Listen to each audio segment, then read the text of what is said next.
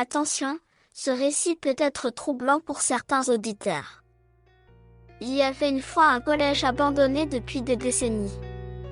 Les rues environnantes étaient désertes et sombres, et les fenêtres brisées laissaient entrer le vent dans les salles de classe vides.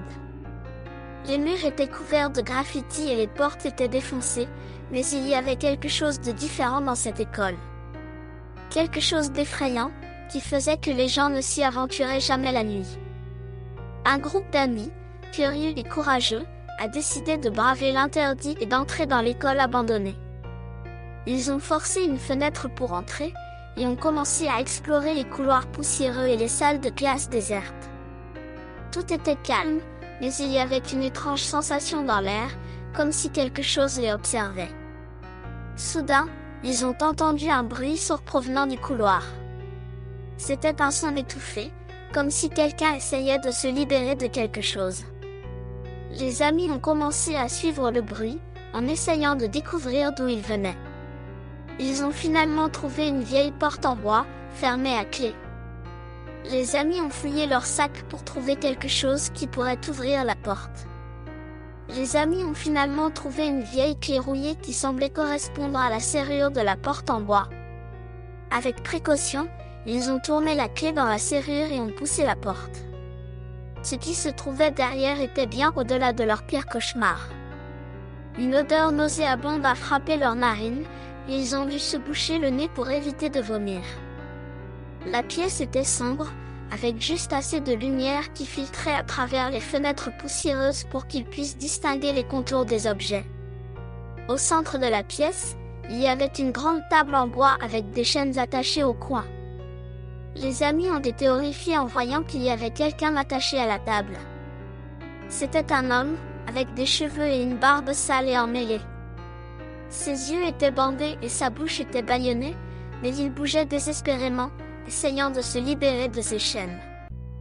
Les amis ont immédiatement réalisé que c'était l'origine du bruit sourd qu'ils avaient entendu plus tôt. Ils se sont précipités vers l'homme, essayant de le libérer de ses chaînes, mais ils ont été interrompus par un bruit derrière eux. Ils se sont retournés pour voir une silhouette sombre se mouvoir dans l'obscurité, avançant lentement vers eux. Les amis ont paniqué en voyant la silhouette se rapprocher. Ils ont essayé de libérer l'homme plus rapidement, mais leurs doigts tremblaient tellement qu'ils avaient du mal à défaire les chaînes. La silhouette a continué à avancer vers eux, se rapprochant de plus en plus. Soudain, l'un des amis a remarqué une arme à feu posée sur la table.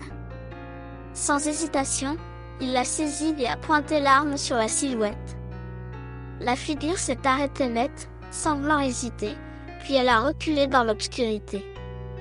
Les amis ont enfin réussi à libérer l'homme, qui était dans un état de choc total. Il a été incapable de leur dire qui il était ou comment il avait fini attaché à la table. Les amis ont rapidement quitté la pièce, effrayés et en état de choc. Le lendemain, ils ont contacté la police pour signaler ce qu'ils avaient vu. La police est arrivée sur les lieux et a découvert que la pièce avait été nettoyée et que toutes les preuves avaient été effacées. Il n'y avait plus de traces de l'homme attaché à la table ou de la silhouette qui les avait poursuivis. Depuis ce jour, les amis ont été hantés par leur expérience.